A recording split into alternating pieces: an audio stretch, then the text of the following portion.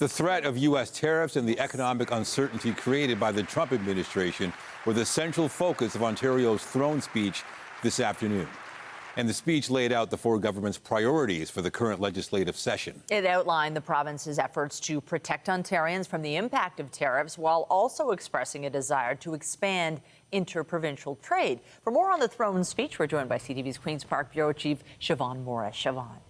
Well, the government said in its speech that interprovincial trade barriers add as much as 15% of what we pay for goods. They want to eliminate that, a counteraction or counterbalance to tariffs. They also say it's clear that Ontario needs to do business differently.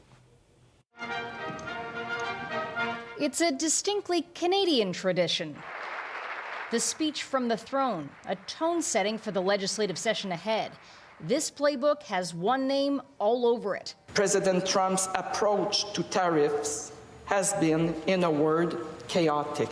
The U.S. president mentioned 12 times as progressive conservatives lay out a different sort of relationship with our neighbors to the south. The strength of Ontario's economy and the social programs it funds can no longer depend on a partner that has proven itself to be fundamentally unreliable. With that in mind, the government's promising to keep up discussions with Americans, but your government will take a radically different approach to the way things have been done. Something that sounds alarm bells for the leader of the opposition. Rather than seeing a path ahead, we're seeing, I think, a race to the bottom. The government will move to eliminate all trade barriers between Ontario and other provinces and to immediately recognize credentials earned elsewhere in Canada. No restrictions, no red tape, just free trade within Canada.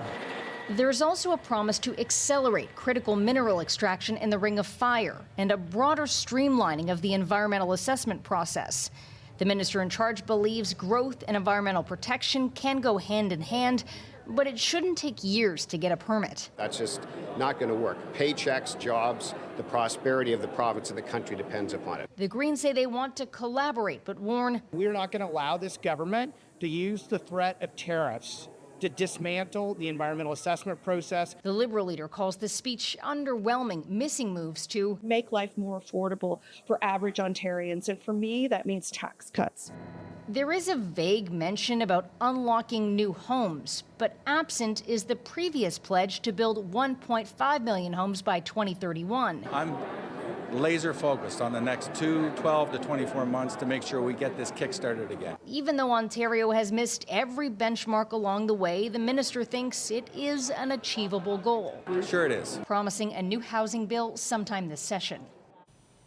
Now, tomorrow we'll get a better sense of exactly what the government has in mind for breaking down those interprovincial trade barriers. They're tabling their first piece of legislation of this session tomorrow afternoon. Reporting live from Queen's Park, I'm Siobhan Morris. Michelle, back to you. Thanks, Siobhan.